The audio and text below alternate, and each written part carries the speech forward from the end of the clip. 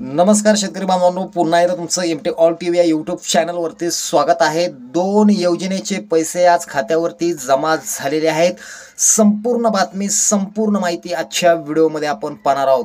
मित्रांनो, पहिली जी आहे ती आहे पीक विमा योजना। पीक विमा योजनेचा 75% वाटपाचे आदेश स्वतः आज कृषी मंत्री धनंजय मुंडे यांनी दिलेले आहेत।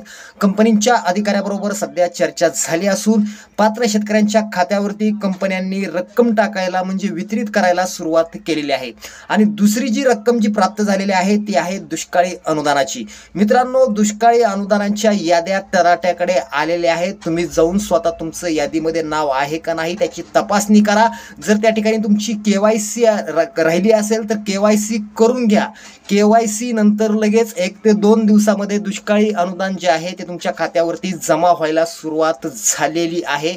तुमच्यासाठी आजच्या या 2 महत्त्वाच्या आणि मोठ्या बातम्या होत्या, त्या तुमच्यापर्यंत पोहोचवल्या। व्हिडिओ कसा वाटला आम्हाला नक्की कळवा। जय महाराष्ट्र।